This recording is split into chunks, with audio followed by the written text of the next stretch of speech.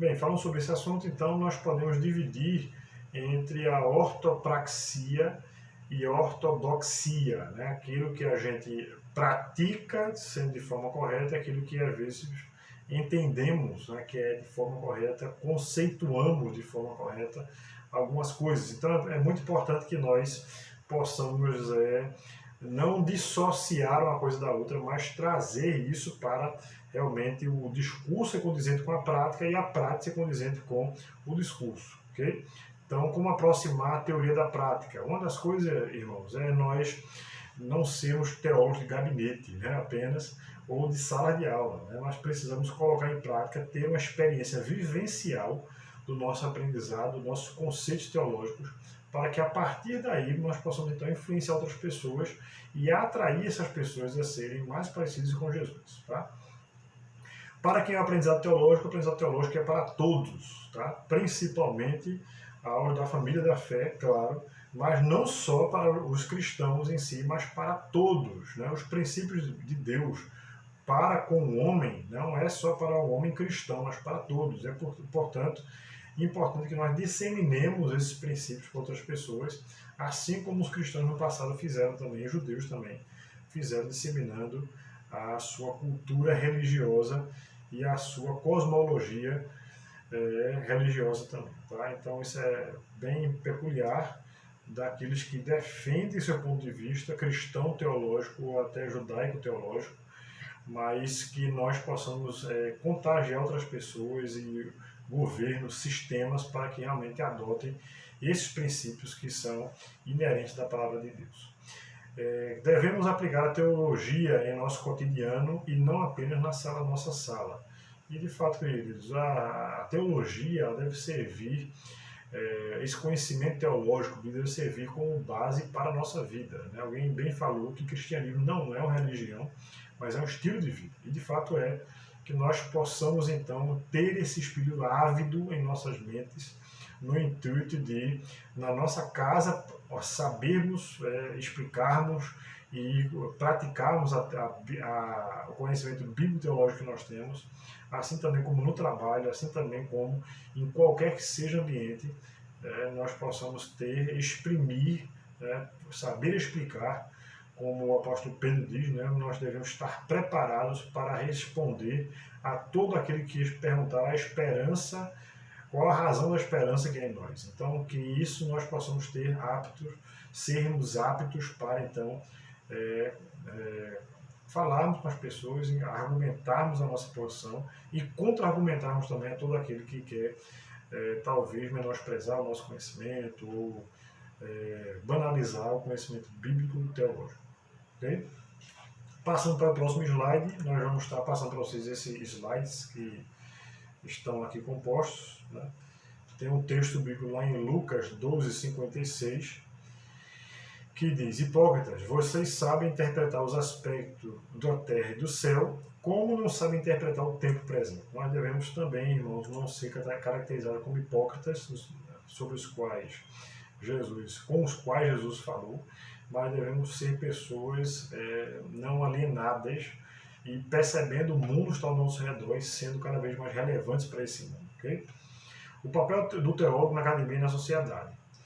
Nós falamos sobre um textozinho rápido aqui, mas eu queria pular isso aqui para nós entrarmos no assunto de teologia e religião, diálogo interreligioso. Queridos, isso é muito importante nos nossos meios hoje, porque, em primeiro lugar, o diálogo interreligioso não significa que há sincretismo ou ecumenismo. Significa apenas que eu preciso ter ouvidos para ouvir a posição do outro, mesmo que contrária ou estranha, diferente da minha, para podermos, então, enaltecermos aquilo que temos em comum, e é isso servir de porta aberta para nós propagarmos o Evangelho de Cristo. Tá? Nós falamos em sala de aula, inclusive, do livro e também do fenômeno chamado Fator Melquisedeque. Né? O Fator Melquisedeque nada mais é do que a revelação de Deus para com as pessoas da humanidade de uma forma geral, em vários aspectos, às vezes aspectos culturais, às vezes aspectos religiosos daquela determinada cultura, às vezes em aspectos conceituais, né, ou de senso de moralidade, e nós já falamos também sobre a importância de ressaltarmos que o homem ele é imagem de Deus. Não é só o cristão, o crente que é a imagem de Deus, mas todo o homem ele é imagem de Deus. Porém, essa imagem está bastante manchada pelo pecado e nós precisamos trazer à tona o entendimento desse homem que ele é a imagem de Deus ou ele pertence a um Deus do qual ele é a imagem. Tá? É preciso ter suas convicções firmadas a ponto de saber ouvir e analisar os pontos divergentes de adeptos de teologias diferentes. Então a gente precisa, irmãos, primeira coisa, termos ouvidos para ouvir o ponto que nós falamos de forma mais acadêmica como contradizente. Nós precisamos ouvir aquela outra pessoa que ela tem um ponto de vista diferente do nosso e nós então podemos ouvir, analisar isso e poder, de alguma forma, nós aproveitarmos alguma coisa do que a pessoa acredita e pensa que é certo, para nós então entrarmos com a verdade do Evangelho, ainda que essa pessoa não venha se converter, mas a nossa tarefa não é converter ninguém, essa é uma tarefa do Espírito Santo. A nossa tarefa então é para pregar de forma clara, inteligível, o Evangelho de Cristo. O ponto B desse tópico 2 seria levantar argumentos sólidos para se abrir as portas do genuíno Evangelho de Cristo. Então, nós temos que mostrar às pessoas que nós não somos pessoas alienadas, como alguns pensam. Nós não somos pessoas dissociadas de intelecto, de racionalidade ou de razoabilidade, certo? Nós somos pessoas, pelo contrário, que esses sentidos, essas coisas, tanto a razão como a consciência, os princípios de ética, de conduta, de moral, devem sobressair para aquele que tem maior conhecimento da palavra de Deus. Tá?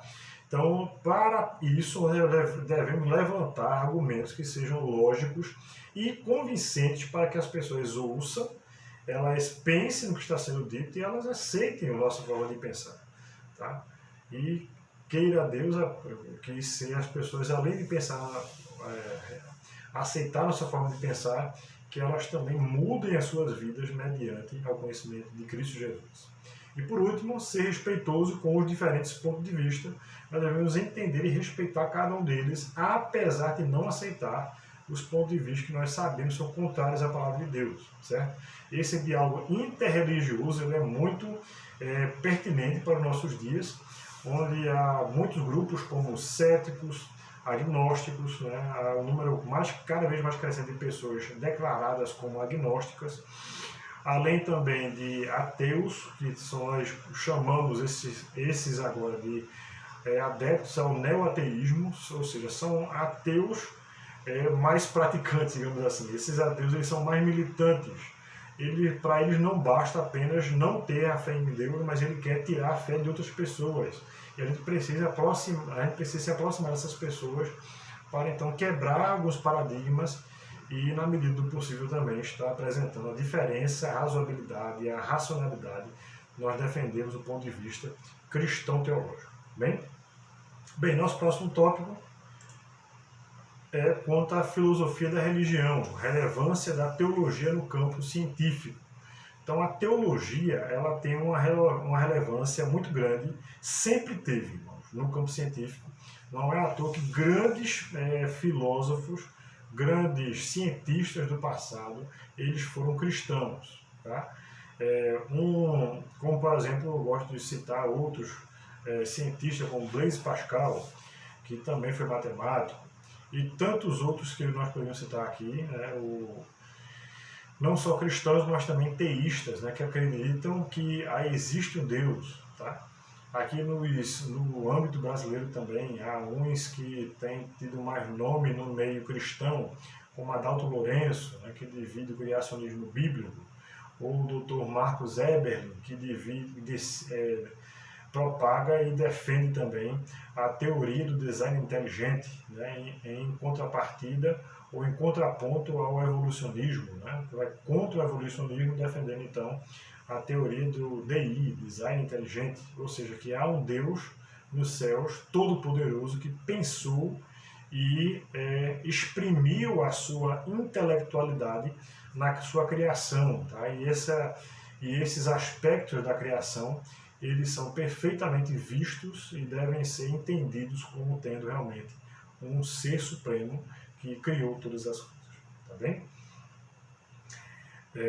Outro aspecto também é de sua importância que os cristãos se posicionem nos meios acadêmicos e científicos como reserva dos valores morais e para dissociar a imagem de ignorância e de alienação que algumas pessoas insistem em preservar a nosso respeito.